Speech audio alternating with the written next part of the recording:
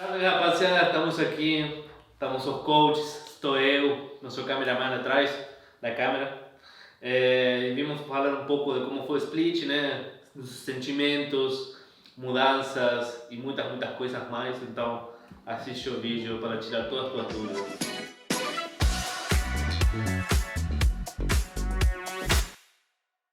Primeiro vamos a falar sobre as dificuldades que a gente teve no começo do split. Então, vou conversar sobre isso, né? Tipo, volta à Irlanda, meta, tempo de treino, mudança, tudo isso. Acho que a parada da Irlanda nós atrapalhou um pouco o nosso planejamento, né? Porque a gente ficou bastante tempo lá, a gente não conseguiu treinar. E tinha muitas coisas que deram, tinha dado errado no Masters. E a partir daí, quando a gente voltou, a gente já tinha um jogo em seguida contra a NRG, então começar com 0-1 o campeonato foi um pouco complicado. Então acho que pelo menos esse primeiro jogo assim contra a NRG pegou muito do tempo que a gente ficou preso lá na Irlanda do Norte, sem tempo para treinar e sem tempo para ajustar as coisas que a gente tinha errado no Masters. Tá correto. Eu acho que assim, a gente já sabia a necessidade de mudar algumas coisas da rotina aí de treino antes de ir para Madrid, já tinha isso, mas a gente estava jogando com o que tinha. Eu acho que talvez o principal ponto que afetou a gente foi não conseguir mudar, talvez não conseguir mudar muito as composições de uma forma com que a gente conseguisse otimizar o jeito que a gente queria jogar e sim facilitar a vida dos jogadores que a gente tinha. Por isso que a gente optou por ir para composições mais padrões ou deixar personagens mais confortáveis.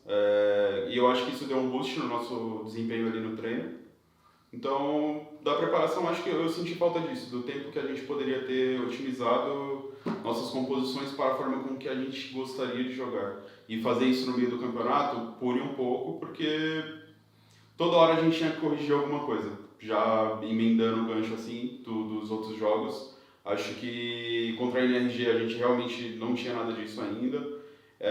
E contra a Cloud9, por exemplo, a gente treinou e perdeu o ritmo de jogo, a gente não sabia como é que o jogo que a gente estava fazendo no treino ia surtir efeito dentro do campeonato. Então, para você, uma coisa puxou a outra, assim. para vocês entenderem um pouco mais, a gente para Madrid estava treinando de um jeito e vimos várias falhas na nossa metodologia de treino, tá ligado? E aí para esse novo split a gente mudou muitas coisas dentro, que não vamos, obviamente não vamos falar para vocês, mas mudamos muitas coisas que realmente foram muito boas, porque os treinos fluíram muito melhor. Mas lamentavelmente não conseguimos esse primeiro jogo, né? A gente não conseguiu converter o treino para o jogo, que aconteceu muito com outros times também.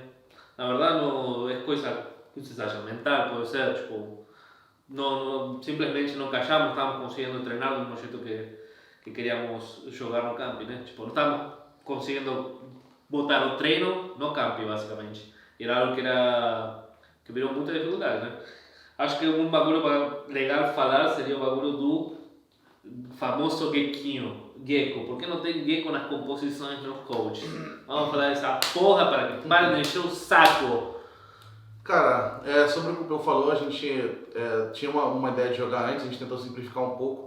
E a gente sentia que colocar um gecko na composição atrapalharia muito a forma que a gente está jogando.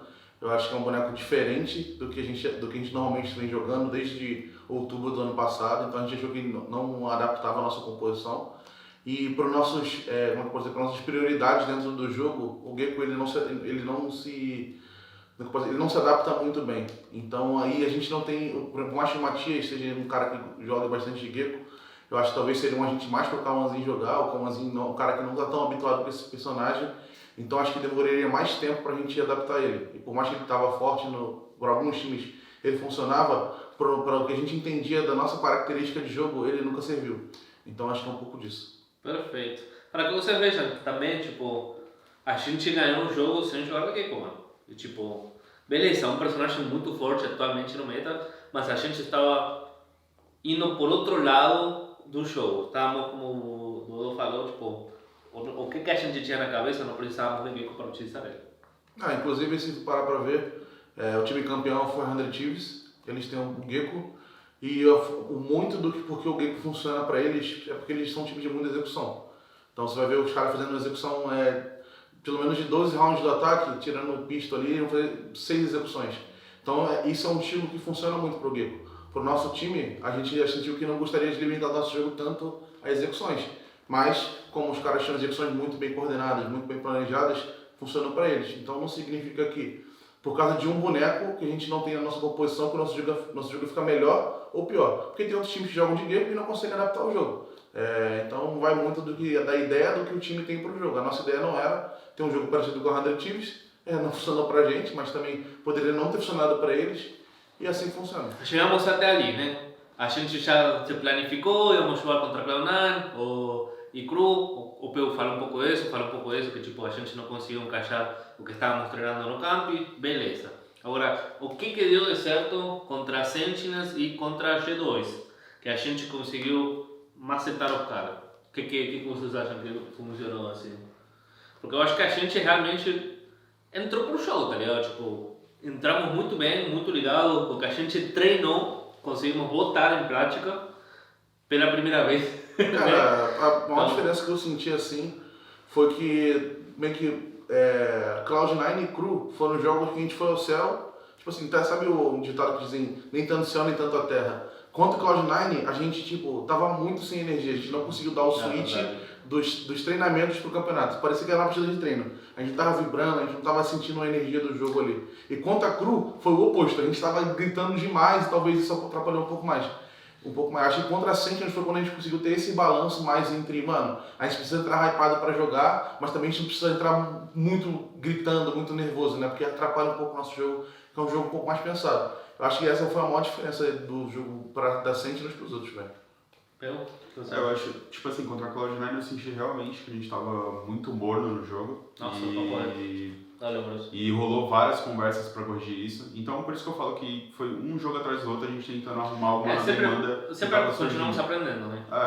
E aí contra a Cru a gente entrou com muito hype, mas mesmo assim teve mérito deles de fazer de algumas coisas que eles fizeram ali que foi quebrando a gente não conseguiu aplicar 100% do jogo do treino ali, e ainda assim a gente tinha corrigido a postura do jogo anterior. E eu acho que contra a Sentinels a gente achou um balanço entre a nossa parte tática, a nossa vontade, e aí a gente, beleza, viu que isso dava certo, foi repetir contra a G2, né? Tipo, a gente falou, não, isso aí deu certo, plano de jogo, vamos fazer exatamente a mesma coisa, e a gente jogou muito bem contra a G2 também. Ganhamos. Também deixava, né, que esse jogo contra a G2 foi muito estranho também, porque foi um jogo estranho, tá ligado? Porque os caras, tipo, estavam com muita pressão de fazer round contra nós tínhamos que ganhar, como sempre, a mesma pressão de sempre, e realmente você sentiu muita pressão para entrar para os playoffs? Acho que foi suave para o nosso time, por isso que também jogamos bem contra a G2, porque entramos com a cabeça para a game, a gente tinha que vencer. Tínhamos que vencer. Eu senti que a G2 estava estranha. A G2 parecia que estava só lutando para fazer round. Isso mesmo. Eles não estavam desempenhando a mesma coisa, exatamente. E aí chega o fatídico dia, a tristeza. O nosso grande jogo contra a 100 Thieves. Primeiro jogo de eliminação. Cara, eu começo, tá? Realmente, mano, primeiro, os caras estavam jogando muito bem. Não tem que tirar mérito do cara, tá ligado? E a gente, o primeiro mapa foi muito brigado, né? Nossa Vaid, brigamos pra caralho. Só que, mano, tipo, estávamos tomando muita, que era, decisão errada, era? Individual. Acho que a gente tava meio que, tipo, eu senti que a gente tava muito desincronizado do que a gente tinha a fazer. Acho que a gente tinha uma ideia do que, por exemplo, a gente tinha uma ideia onde a gente ia finalizar o round, só que tipo assim, o nosso time não tava preparado para aquela situação. Sim, também pelo menos eu vivenciei muita coisa que no treino não tinha acontecido também. Tipo, eles tinham uma composição muito particular. Nunca tinha jogado contra a Fade. Eu nunca jogava contra a Fade e Gecko nesse mapa e tipo, a gente estava tomando spots que nem conseguíamos nem ver nem ouvir, tá ligado? Porque é um spot muito alto, que a gente tomou várias vezes, balas pelas mãos, enfim. Realmente foi muito bem do cara, porque os caras entenderam muito bem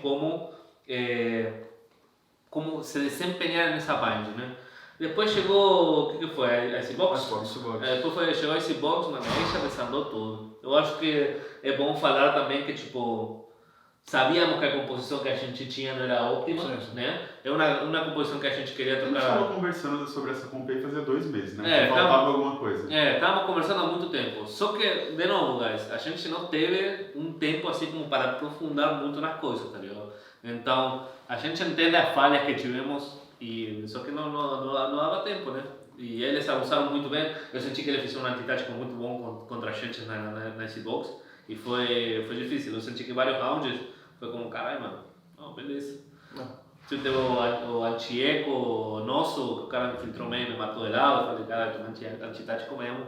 Teve unos exeques que eles fizeram que era muito forte, foi muito difícil de parar. Então, tomamos diff, não tem o que fazer, realmente não tem o que fazer. E foi o nosso pique ainda, né? Foi. A gente escolheu esse por quê? Porque estávamos muito confiantes. Foi, sim. Estávamos com confiança pra caralho, só que não andou pra frente, né? Alguém quer falar mais alguma coisa disso aí? Acho que o jogo contra a Bind contra os caras, eu, tipo, quando eu falei pros moleques antes de começar o jogo, que eu sentia que, até o que o Gonzalo falou pra mim, Dodô, você acha que a gente ganhar a gente vai ser campeão? Eu falei, eu acho que vai. Porque quando eu vi a VOD, quando a gente estava fazendo a preparação do jogo contra eles, a gente assistindo, eu vi que nitidamente eles eram o melhor time, tipo, o time mais inteligente taticamente do que assistindo os outros times que a gente tinha enfrentado antes, né? Inclusive G2, NRG, todos esses. Sim, a gente que eles estavam muito mais preparados e muito mais coesos com a ideia deles, né? Uhum. Eu acho que, por exemplo, na Bind, eu acho que a gente começou ganhando, a gente ganhou 2 pistas do jogo. A gente abriu 3-0, só que nesse primeiro round armado que a gente, tipo, do segundo round armado que a gente foi entrar no bomb, a gente tava desincronizado, tomamos um round. Aí a gente tava com pouco dinheiro, quebrou a nossa economia e depois tomamos bola de neve de ultimate dos caras. E os caras combinaram muito bem esses ultimate deles. A gente foi fundo, o cara fez a meleca da fade ult do Brim, a gente foi entrar meio, a Raze basou com a gente, a gente foi fazer uma coisa, o Gecko botou a gente, então foi um jogo bem difícil. Com isso os caras tinham muita microplay, então Foi difícil. Foi muito difícil mesmo, foi uma situação que a gente não tinha vivido ainda, então acho que um pouco de demérito nosso, acho que a gente tipo, vacilou em alguns momentos que não deveria ter vacilado. O exemplo esse quarto round do jogo, que atrapalhou um pouco nós, mas também muito mérito deles de estar bem encaixadinho com a composição. Sim, foram campeões, né, cara? Tipo, não tem muito o que falar. Os caras ganharam tudo, saíram de primeiro seed da América, e é muito mérito, mano. Porque, tipo, nosso primeiro jogo também foi contra os campeões. É difícil, mano. Acontece, faz parte do jogo. Bom, futuro, o que a gente vai fazer agora? O que vai ser a reação do time, o planejamento e tudo isso? Cara, eu acho que primeiro a gente tem que planejar a forma que a gente quer jogar pro próximo split. Eu acho que a gente teve que fazer muitas adaptações de Madrid pra cá, alguma coisa a gente teve que... Acho que a gente deu um passo para trás em alguns momentos, uma coisa que a gente pensava para tentar adaptar um pouco mais fácil. Eu acho que esse tempo a gente tem para corrigir essas coisas e tentar deixar o nosso jogo mais coeso e mais consistente assim. Sinto que... Acho que essa é a principal mudança que a gente tem que ter dentro do servidor. Sobre o futuro, eu tenho algumas opções que possam acontecer em relação ao time. A gente apresentou isso para a Loud vai ter a melhor decisão possível. Para a galera que não entende, mano, funciona meio que no futebol. A gente tipo, eu somos coaches, a gente apresenta algumas melhorias que podem ser feitas, tanto talvez estruturalmente, pode ser dentre os jogadores, coisas que a Loud consegue entregar pra gente. E a partir daí eles tomam a melhor decisão possível. Tem pessoas muito competentes lá do lado deles e eu tenho certeza que eles vão tomar a melhor decisão possível. Da minha parte, acho que essa é a visão que eu tenho. Pô, acho que é isso, ele resumiu bem. A gente está fazendo um trabalho agora de coletar informação sobre o que funcionou, o que deu errado, o que a gente pode melhorar, a percepção de todo mundo sobre isso. Entregamos algumas opções para a loja em cima disso, ainda está rolando essa coleta de feedbacks, enquanto a gente está gravando esse vídeo. E é isso, a gente passou as melhores opções possíveis que a gente pensava para solucionar os problemas. E cabe a Loud agora tomar as decisões de uma forma que seja melhor, de forma competitiva. É isso, tropa. Espero que tenha tirado muitas dúvidas da cabeça de vocês. Quero que vocês entendam também que todas as decisões que a gente toma, todas as decisões que a Loud toma também, são todas em pós de ganhar, tá ligado? A gente faz tudo porque queremos ganhar, queremos de novo levantar essa taça, queremos estar felizes, queremos dar para vocês uma vitória. Então, a gente tenta muito, estamos tentando pra caralho que dê certo, mano. Estamos tentando muito que dê certo. E vamos fazer todos os meios necessários para que isso aconteça. Então, espero que tenham curtido o vídeo. Não se dá like, se inscreve, segue nós nas redes sociais. E espero que tenha esclarecido muitas dúvidas. Um cheiro de beijo para vocês. Tchau, tchau, tchau, tchau, tchau, tchau, tchau. Valeu.